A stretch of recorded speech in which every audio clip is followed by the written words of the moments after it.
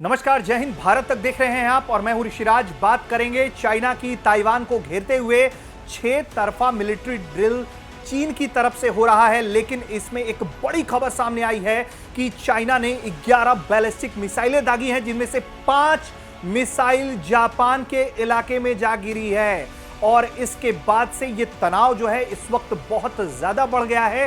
हालात किसी भी तरफ मुड़ सकते हैं, क्योंकि अब इस पूरे प्रक्रिया में एक तरीके से देखा जाए तो अब अमेरिका सीधे सीधे इन्वॉल्व है, क्योंकि मामला जापान से जुड़ा हुआ है। ताइवान को डराने धमकाने के लिए या एक तरीके से उसे एक बैरिकेड करने के लिए चाइना की तरफ से ये 6 तरफा मिलिट्री ड्रिल हो रहा था। लेकिन इन सब के बीच चाइना ने जो 11 बैलिस्टिक मिसाइलें दागी, जिसकी पुष्टि ताइवान के भी रक्षा मंत्रालय ने की है, उनमें से 5 मिसाइलें जापान के इलाके में जाके गिरी है। और यह जानकारी खुद जापान के रक्षा मंत्रालय की तरफ से दी गई है। तब से ही माना जा रहा है कि आने वाले 12 से 24 घंटे बहुत ही ज्यादा उस पूरे इलाके के लिए तनावपूर्ण हो सकते हैं। जापान के रक्षा मंत्रालय ने क्या जानकारी दी है, आपको हम पहले यह बता देते हैं। रक्षा मंत्रालय की तरफ से जारी बयान में कहा गया है कि चीन की तरफ से दागी गई 5 मिसाइलें जापान के इलाके में गिरी। रक्षा मंत्रालय ने कहा कि जापान के ईईजेड के भीतर उतरने वाली सभी 5 मिसाइलें जो जापान के तट से 200 समुद्री मील तक फैली हुई हैं, वो वहां गिरी है। ये जो इलाका था वो ओकिनावा प्रांत के हेटारुमा द्वीप के दक्षिण पश्चिम इलाके में जो है गिरा है, जो पानी में गिरा है ये मिसाइलें। किसी ने कहा है कि जापानी सरकार ने इस कदम पर बीजिंग को एक राजनयिक विरोध दर्ज कराया है। यह एक गंभीर मुद्दा है जो जापान की राष्ट्रीय सुरक्षा और लोगों की सुरक्षा से संबंधित है।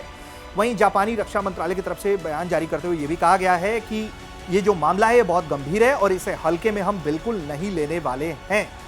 वैसे चीन का ये जो एक्शन है इसलिए भी चिंता में सबको डाल रहा है कि अभी इससे ठीक पहले ताइवान के एयर जोन में जो चीन के एक साथ हैं 27 लड़ाकू विमान घुस गए थे, और उसकी कार्रवाई की वजह से ताइवान ने भी अपना मिसाइल सिस्टम जो है वो एक्टिवेट कर दिया था। इसके एक्टिवेशन का मतलब है कि अगर दोबारा इस तरह के लड़ाकू विमान वहां घुसते तो ये मिसाइल सिस्टम जो है वो ऑटोमेटिक फायर हो जाते, और फिर ये जो अभी तक का मिलिट्री अभ्यास चीन की तरफ से किया जा रहा था वो युद्ध का रूप ले लेता।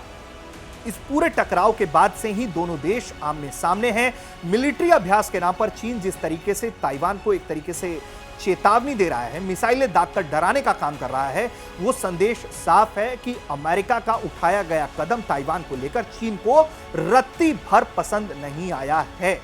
क्योंकि लगातार यह माना जा रहा है कि जिस तरीके से नैन्सी पेलोसी का यह दौरा हुआ अमेरिका की तरफ से ताइवान को लेकर, क्योंकि इसके पहले भी लगातार चीन जो है वो चेतावनी दे रहा था कि इतने शीर्ष अधिकारी का आना ही चीन की संप्रभुता का एक तरीके से उल्लंघन है। अब उसको लेकर जिस तरीके से चाइना की तरफ से रिएक्शन दिखाया जा रहा है और जिस तरीके से ये 5 मिसाइलें जापान के इलाके में जा गिरी हैं, अब आने वाले कुछ घंटे बेहद अहम है। लगातार अपडेट भारत तक आपको देता दिखाता रहेगा।